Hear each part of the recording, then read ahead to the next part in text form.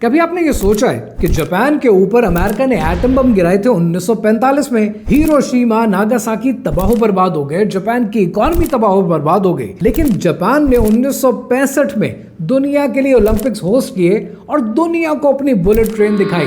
20 सालों में जापान ने ऐसा क्या किया कि ये तरक्की याफ्ता हो गया?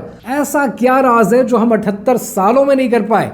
कहानी क्या है, आइए समझते हैं। जब मीडिया आपको हाईलाइट करता है जापान के बारे में तो आपको हमेशा दिखाई जाती है जापान की सफाई, जापान की तरक्की, मुहज़्ज़ब कौम, इंडस्ट्रियलाइजेशन। लेकिन असल राज उनकी तरक्की का क्या है, ये कोई बताता नहीं है। जापान की तरक्की को आपने जब भी समझना है तब आपको ये बात समझ में आनी चाहिए कि जापान की तरक्की के पीछे दो बहुत बड़ी बलून पेमेंट्स लगी हैं। जब 1945 में जापान ने हथियार डाल दिए, जंग अजीम खत्म हुई, तब जापान ने पहला काम ये किया कि जापान ने सरेंडर किया और कहा कि आज के बाद हम अपने डिफेंस का राइट सरेंडर करते हैं, अमेरिका हमें आकर प्रोटेक्ट करे।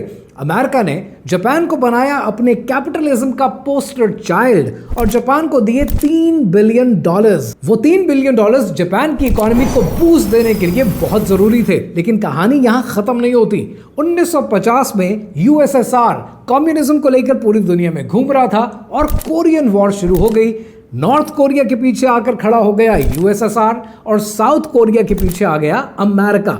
अब अमेरिका को कोरियन वॉर लड़ने के लिए जमीन दरकार थी, मिलिट्री बेसिस दरकार थी, लॉजिस्टिक्स दरकार थे, इंडस्ट्रियलाइजेशन दरकार थी और ये सब प्रोवाइड किया जापान ने।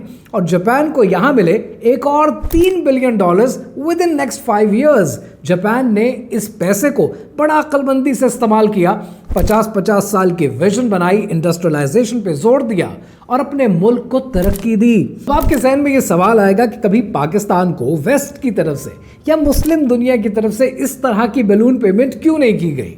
भाई, जहां तक वेस्ट का ताल्लुक है वो कभी आपको ऐसी बलून पेमेंट नहीं करेंगे।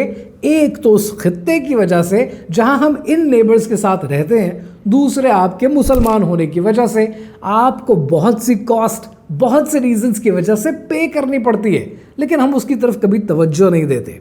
रहा सवाल कि कोई मुस्लिम मुल्क हमारी इतनी मदद क्यों नहीं करता?